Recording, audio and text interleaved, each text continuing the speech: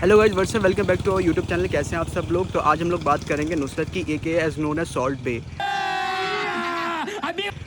तो अगर नुसरत की बात करते हैं तो नुसरत जो है वो eastern part of the Turkey में पैदा हुए थे और वो पार्ट इतना अमीर नहीं माना जाता क्योंकि वेस्ट पार्ट जो ऑफ टर्की है वो अमीर माना जाता है क्योंकि वो गेट वे ऑफ यूरोप।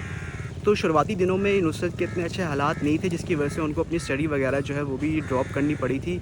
और उसके बाद उन्होंने अपनी फैमिली को फाइनेंशियली सपोर्ट करने के लिए बुचड़ी की लाइन में वो चले गए। इस तरह नुसरत मीट के ऊपर सॉल्ट डालते हैं। तो बेसिकली जनवरी 2017 में नुसरत की ये जो वीडियोस हैं ये वायरल हुई हैं और उसके बाद नुसरत ने कभी पीछे मुड़ के नहीं देखा। जाहिर सी बात है, ये जितने भी लोग वहाँ जाते हैं सबको पता है कि नुसरत का जो स्टेक हाउस है वो बहुत एक्सपेंसिव है और वहाँ जो है बहुत फेमस सेलिब्रिटीज़ वगैरह भी आते हैं। जब वहाँ फेमस लोग आएंगे तो चार्ज भी आपको फेमस ही होगा। नहीं। अगर हम लोग कंट्रोवर्सीज़ की बात करें तो 2021 में लंदन के रेस्टोरेंट में जो कि नुसरत का स्टेक हाउस है वहाँ सबसे पहले कंट्रोवर्सी उठी थी जब कस्टमर को बिल चार्ज हुआ था 37,000 पाउंड, जो कि पाकिस्तानी बनते हैं 87 लाख रुपए। और ये बिल इतना वायरल हो चुका था कि पूरी इंटरनेट पे ये बिल जो है वो छा गया था। और तब वहाँ की आवाम ने, जो यूके की आवाम ने कहा था कि नुसरत जो है अब डे लाइट में रॉबरी करना स्टार्ट कर रहा है। लेकिन उस वक्त नुसरत का कोई रिप्लाई नहीं आया था, हालांकि बहुत लोगों ने कोशिश की कि उनका कोई रिप्लाई आ जाए। अगर हम लोग अभी रिसेंट कंट्रोवर्सी की बात करें तो अबू धाबी के रेस्टोरेंट में जो कि नुसरत का स्टेक हाउस है वहाँ कस्टमर को बिल चार्ज हुआ है 6,15,000 धर्म। जी हाँ, 6,15,000 धर्म, जो कि पाकिस्तानी बनते हैं 4 करोड़ रुपए उनके मील के लिए।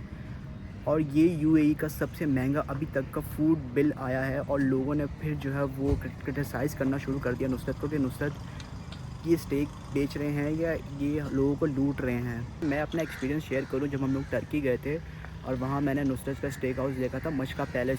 वहाँ भी लोगों का इतना हजूम था बाहर, और वहाँ आपको बाहर खड़े होकर वहाँ आपको बुकिंग करवानी पड़ती थी अंदर जाने के लिए, क्योंकि सारे पैसे जो हैं नुसरत के स्टेक हाउसेज़ में, अगर नुसरत वहाँ होता है बिल फर्ज, तो एक्सपीरियंस के सारे पैसे होते हैं। फूड आप सेकेंडरी ऑप्शन पर रख सकते हैं। और अगर हम लोग अपनी बात करें, अपने जो हमारे यहाँ रेस्टोरेंट्स होते हैं हाई फाई, अगर लोकल आप एक वाटर बॉटल परचेज़ करते हैं किसी ब्रांड की भी तो वो आपको मिल जाती है इजीली 50 रुपीज़ की बेसिकली। और वही वाटर बॉटल अगर आप अच्छे से अच्छे रेस्टोरेंट में जाके लेते हैं तो वहाँ आपको चार्ज होता है 500 से 1000 रुपये का। तो बेसिकली हम लोग को पता होता है हम जिस जगह जा रहे होते हैं वहाँ की क्या रेट लिस्ट होती है। हम लोग ऐसे मुंह उठा के कहीं नहीं चले जाते। ये बड़ी अच्छी बात कही। अब वहाँ उसको पता है कि यार मैं नुसरत के स्टेक हाउस में जा रहा हूँ तो 150 का तो मुझे नहीं, कुछ खाने को नहीं मिलेगा ना।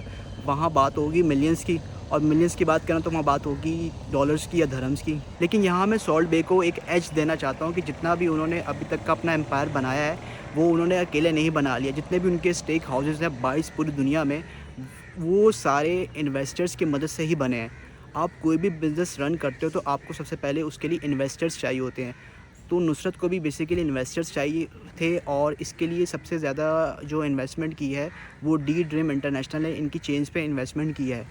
और ये जितने भी रेट्स वगैरह डिसाइड होते हैं ये इन्वेस्टर्स को मतलब आगाह करके सारे रेट्स बताए जाते हैं कि हम ये चीज़ें सेल कर रहे हैं और ये हमारा इतना प्रॉफिट होता है। तो जाहिर सी बात है इन्वेस्टर्स जो हैं वो इंटरेस्टेड होते हैं, और जितना भी पैसे आते हैं ये नुसरत की जेब में नहीं जाते, ये सारे शेयर होते हैं और ये ज़्यादा इसका जो हिस्सा है वो इन्वेस्टर्स को ही जाता है। जब हम लोग इन्वेस्टमेंट की बात करते हैं तो हम सब लोग को हाई प्रॉफिट चाहिए होता है। अगर तुम लोग नए हो तो सब्सक्राइब करो, वो जो लाल वाला बटन है उस पर फूट फेंक के मारो या फिर मोमबत्ती, मुझे नहीं पता, बस क्लिक हो जाना चाहिए।